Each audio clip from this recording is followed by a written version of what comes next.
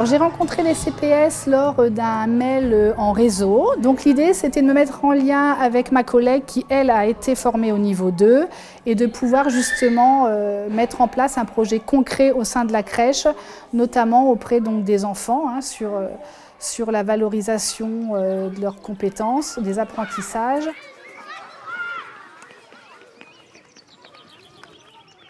Ce que j'ai tiré de cette formation, c'est 3 catégories donc, de compétences psychosociales. Donc les compétences cognitives, les compétences émotionnelles et les compétences donc, sociales. Donc je me suis tout simplement rendu compte que c'est des choses que je mettais en place tout au long d'une journée type crèche. Et donc notamment, par exemple, l'empathie envers l'enfant, la maîtrise de soi pour réguler les conflits. Suite aux formations, en fait, on s'est concerté avec Madame Lopard afin de construire ensemble un projet autour de la petite enfance parce que, à mon sens, il me paraît essentiel de commencer à travailler les compétences psychosociales depuis la tendre enfance afin de composer avec les adultes de demain. Par exemple, un enfant qui mord, un enfant qui est agressif, l'idée c'est de poser des mots sur ce qui se passe, c'est donc d'accueillir ses émotions et puis de lui dire clairement qu'il y a des outils, qu'il y a des choses qui sont possibles et d'autres choses qui ne sont pas possibles. C'est d'essayer surtout de lui parler positivement. Mieux ils vont être accompagnés, mieux c'est. Et donc c'est là qu'on va se rendre compte que du coup ils vont arriver à mieux gérer leurs émotions. Et c'est surtout aussi la régularité en fait. C'est de ne pas lâcher sur tout ce qu'on peut leur indiquer et puis de travailler aussi en équipe surtout.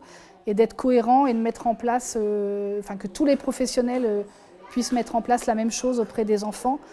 Et donc pour cela, on a un projet pédagogique sur lequel on travaille justement et dedans rentrent les compétences psychosociales de façon à ce qu'on soit toutes cohérentes au niveau des pratiques éducatives.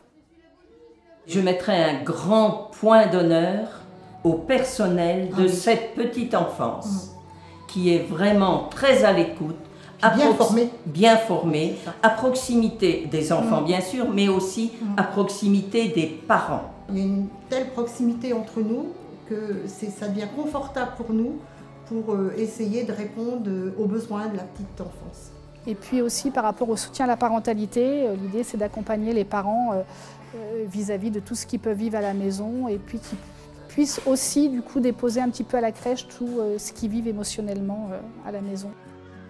Je ne sais pas trop quel conseil donner parce qu'en fait je trouve que c'est naturel qu'on veut des enfants, c'est qu'on veut les accompagner. Donc pour moi, on conseille aussi à la limite être patient, la patience des fois, et puis pas vouloir faire trop vite.